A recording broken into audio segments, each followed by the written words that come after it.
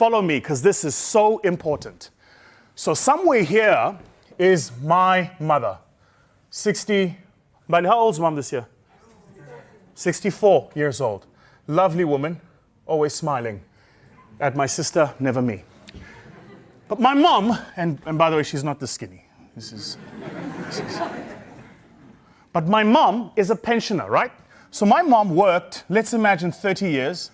And every year, in the 30 years my mom worked, she saved every single month 250 Rand. It's a notional amount. This amount of money was going into something called her pension provision. The money was taken and given in my mother's case, and it's different companies, to a company you might have heard of called Alexander Forbes. Alexander Forbes took this money and gave it to a company which is called Allen Gray.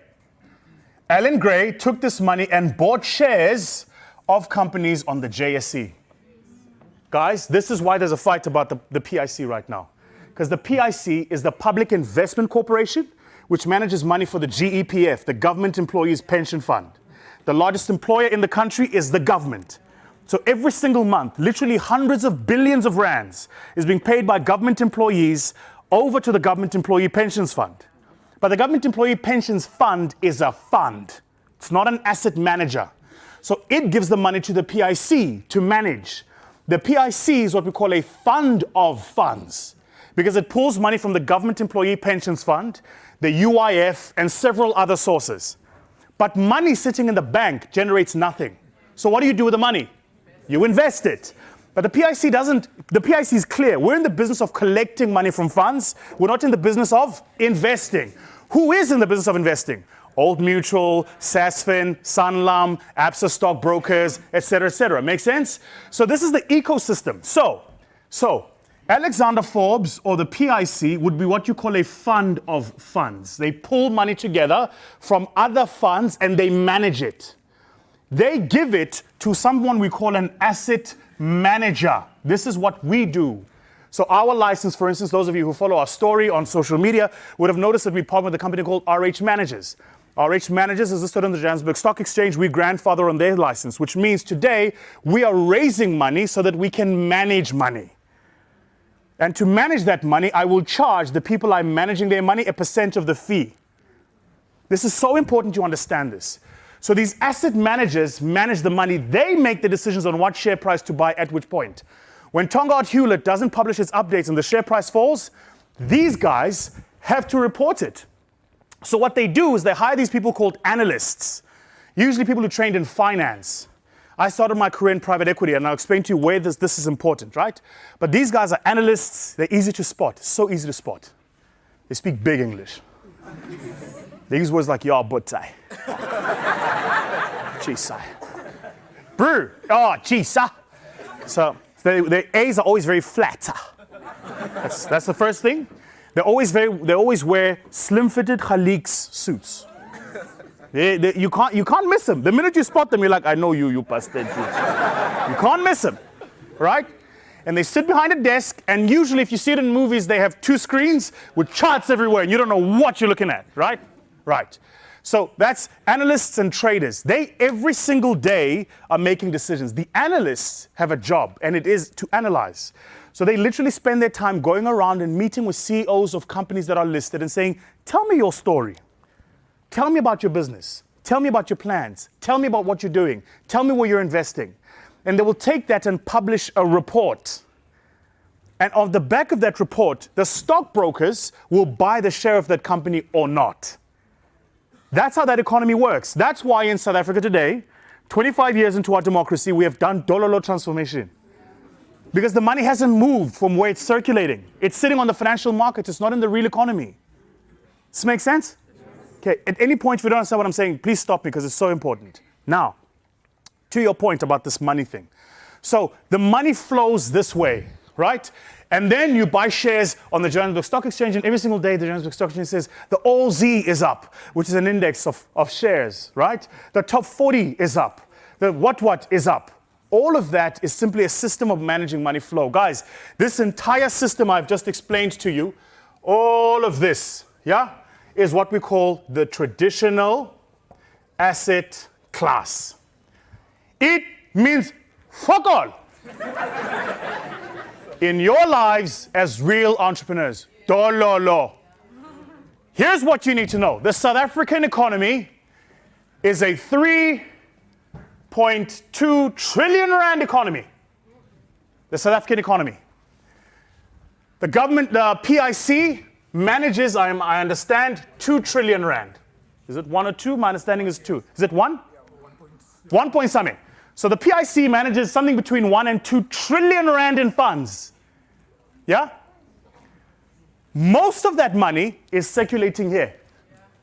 It's not in the real economy. If you want to, guys, if you want to support Elon Musk, you don't buy Tesla shares. You buy a Tesla. That's so important. I'm going to say it again. Buying Tesla shares doesn't mean you support Elon Musk. Buying a Tesla does. And this is what our government doesn't understand. You can have money circulating in the traditional asset class, in the listed system. It does nothing for entrepreneurs. Because even if unless we are in that system, the money doesn't come to us, right?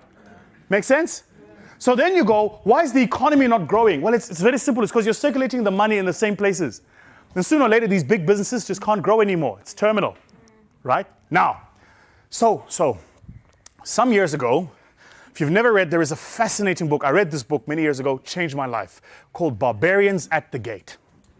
The book tells a story about a company called RJR Nabisco. The company RJR Nabisco created a tiny little biscuit, and the idea behind the biscuit was a wafer of chocolate with cream in the middle, and they wanted to find a way to express it. And the child of RJR Nabisco used to say the word Oreo a lot. And the biscuit became Oreo. Follow me, comrades. I am leading the revolution here, comrades. I'm leading the revolution. So anyway, so this happens, and this company grows to become a massive mammoth business, and a couple of people lined up like barbarians at a gate seeking to take over, and they bought that company for cents on the dollar. Then it was called a hostile takeover. Today, it's what we call the alternative asset class or private equity. The company was listed, so important. It was listed. They bought the shares and delisted it. So the equity wasn't public. It was private. Private equity. Bazalwan. You follow? So this, if you buy a share today at ShopRite, you're playing in the public equity space. Which means private equity is what? It's that which is not listed. But you see, the great thing here is if I buy a share at ShopRite, and I'm having dinner with a friend of mine I'm having lunch with a friend of mine at a Wimpy. I wouldn't, but let's imagine I am. I'm not the LSM. No, I'm below. I'm below. I'm below. I'm below. So I got to tell you guys something. So after these masterclasses, we send everybody a link to like rate them. And one of the things people say is like, yo, Vusi says bars, eh? Yeah, bars. No, I mean, it's just my sense of humor. Please don't take any umbrage. Anyway, so if that were the case, right? So I'm sitting with a friend of mine like at lunch over at Wimpy. And I'm having the Wimpy Degwood, which I love. I can't eat it now because I'm on diet. But oh man, that Wimpy Degwood is so good it has human rights. That Wimpy Degwood is the truth.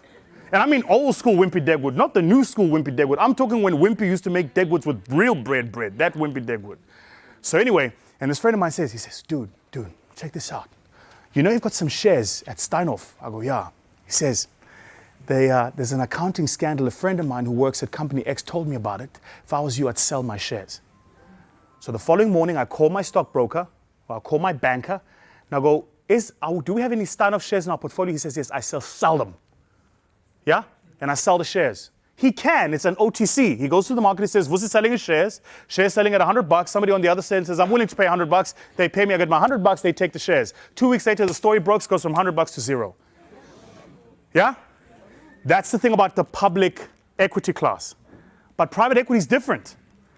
What's the first thing about private equity that jumps to your mind? Yeah, it's exclusive, it's locked. Yeah? So if you buy shares in his business, what's your name, sir? Who are you? I mean, Sihle Limited.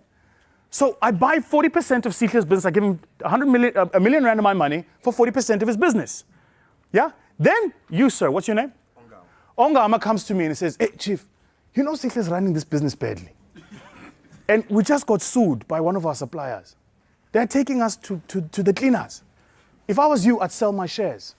How do I answer him? Where? Like, where am I going to sell these shares? Because there's no OTC system. Make sense? To buy shares in his business, he would have issued me with a share certificate. But before that, I did a valuation. There was a due diligence. Then we issued contracts. He sent me back contracts, guys. Like, I look at the companies we're invested in. Just the contracting stage alone is a nightmare. And so I was saying to the team, I was like, can we not find a standard template for every single transaction we do, where we can introduce a few variables, but so we can educate the entrepreneurs we're teaching about a standard term of contract.